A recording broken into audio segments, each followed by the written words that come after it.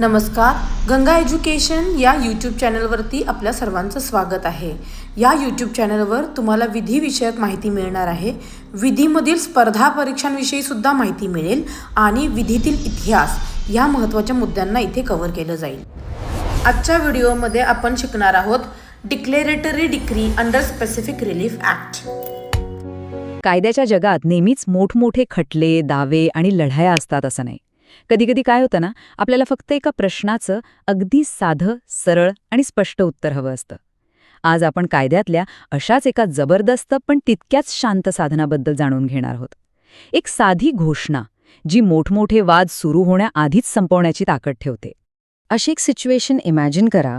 एखाद्या व्यक्तीच्या वारसा हक्काला कोणीतरी चॅलेंज करते.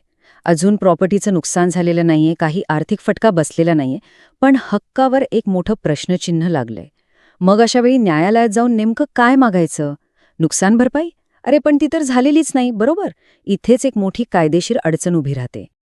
अगदी बरोबर. हाच तो कळीचा मुद्दा आहे. म्हणजे जेव्हा एखाद्याच्या कायदेशीर स्टेटसबद्दल किंवा हक्कांबद्दल नुसताच संभ्रम निर्माण होतो, तेव्हा गरज असते ती फक्त एका निश्चित, अधिकृत उत्तराची. म्हणजे इथे उद्देश कोणाला शिक्षा देण्याचा किंवा कोणाकडून पैसे वसूल करण्याचा नाहीये. उद्देश फक्त इतकाच आहे की न्यायालयाने एक शिक्कामोर्तब करावं, एक स्पष्टता द्यावी की हो, हा कायदेशीर हक्क अस्तित्वात आहे आणि तो याच व्यक्तीचा आहे.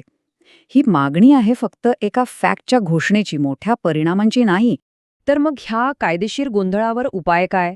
कायद्यानं यासाठी एक अतिशय सुंदर आणि थेट तरतूद केली आहे आणि त्यालाच म्हणतात घोषणात्मक हुकुमनामा किंवा डिक्लेरेटरी डिक्री.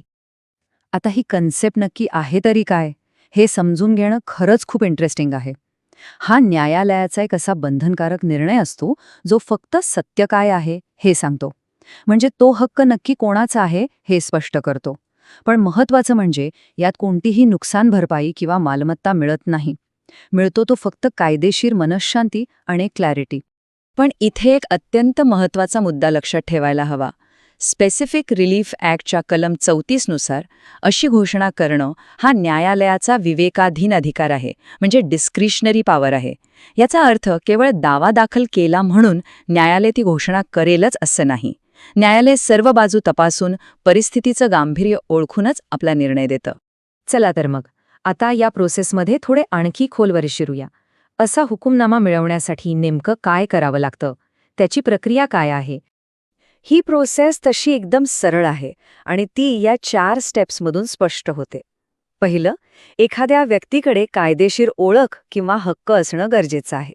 दुसरं, कुणीतरी तो हक्क नाकारत असलं पाहिजे. तिसरं, आणि हे खूप महत्त्वाचं आहे, न्यायालयात फक्त आणि फक्त घोषणा मागण्यासाठी दावा दाखल केला जातो. आणि मग चौथं, जर न्यायालयाला सगळं योग्य वाटलं तर ते त्या हक्काला अधिकृतरित्या घोषित करतं. यातली हक्क नाकारणारी व्यक्ती ही कन्सेप्ट किती व्यापक असू शकते हे पाहणं खूपच रंजक आहे. कलम 34 मधला स्पष्टीकरण सांगतं की यात असा विश्वस्तही येऊ शकतो जो अशा लाभार्थ्यासाठी काम करतोय जो अजून जन्मालाही आलेला नाहीये. यावरून कायद्याचा आवाका आणि त्याची दूरदृष्टी आपल्या लक्षात येते. कमाल आहे नाही का? पण थांबा, या शक्तिशाली साधनावर एक मोठी आणि अत्यंत महत्त्वाची अट सुद्धा आहे. कायद्याच्या भाषेत याला परंतुक किंवा प्रोवायझो म्हणतात आणि ही अट समजून घेणं खूप खूप गरजेचं आहे. हा नियम अगदी सरळ आणि लॉजिकल आहे. जर दावा करणारी व्यक्ती घोषणेसोबत आणखी काहीतरी मदत मागू शकत असेल, उदाहरणार्थ मालमत्तेचा ताबा, पण ती व्यक्ती मुद्दाम तसं करत नसेल, तर न्यायालय फक्त घोषणा करणार नाही. या मागचा उद्देश काय? तर उगाच कोर्टात खटल्यांची गर्दी होऊ नये. जर पूर्ण न्याय मागण्याची संधी आहे तर एकाच प्रकरणात ती मागावी, तुकड्या तुकड्यांमध्ये नाही. आता हे उदाहरण बघा, म्हणजे हा मुद्दा एकदम स्पष्ट होईल. एका बाजूला आहे अशी केस जिथे घोषणा मान्य होऊ शकते. समजा एखाद्या व्यक्तीच्या वारस असण्यावरच कुणीतरी प्रश्न उचललाय. आता इथे ती व्यक्ती फक्त माझा दर्जा अधिकृत आहे हे घोषित करण्याची मागणी करू शकते. का? कारण त्या पलीकडे मागण्यासारखं सध्या काहीच नाहीये. आता दुसऱ्या बाजूला बघा, जिथे घोषणा सरळ सरळ नाकारली जाईल. समजा एका मालकाच्या जमिनीवर कोणीतरी अतिक्रमण केलंय. आता इथे तो मालक फक्त ही जमीन माझी आहे अशी घोषणा मागू शकत नाही. त्याला त्या अतिक्रमणाला हटवण्याची म्हणजे अधिक मदतीची मागणी करावीच लागेल. आणि जर ती केली नाही तर न्यायालय म्हणेल, माफ करा, पण आम्ही फक्त घोषणा देणार नाही. ठीक आहे, समजा न्यायालयानं घोषणा केली, सगळं झालं. मग पुढे काय? हा निर्णय नेमका कोणासाठी बंधनकारक असतो आणि त्याचे परिणाम काय होतात? याचं उत्तर आपल्याला मिळतं कलम 35 मध्ये. हा निर्णय 3 गटांना बंधनकारक असतो. 1. जे लोक थेट त्या खटल्यात पार्टी होते. 2. त्या पार्टीजमार्फत हक्क सांगणारे, म्हणजे सोप्या भाषेत त्यांचे वारस. आणि 3. जर एखादी पार्टी विश्वस्त असेल तर तो ज्यांच्यासाठी लढत होता त्या लाभार्थ्यांना. तर मग यातून मिळणारा सगळ्यात महत्त्वाचा धडा काय? तर ही घोषणा म्हणजे काही जाहीरनामा नाहीये. हा निर्णय फक्त त्या खटल्यातल्या पक्षांपुरताच मर्यादित असतो. तो काही संपूर्ण जगासाठी नसतो. तो एक व्यक्तिविशिष्ट म्हणजे इन पर्सोनम निर्णय आहे, सर्वव्यापी किंवा इन रेम नाही. आणि शेवटी एक विचार करण्यासारखा प्रश्न. मोठमोठ्या रकमांची नुकसान भरपाई जिंकण्याच्या धावपळीत कायदेशीर स्पष्टतेच्या या शांत शक्तीला कुठेतरी कमी लेखलं जातं का?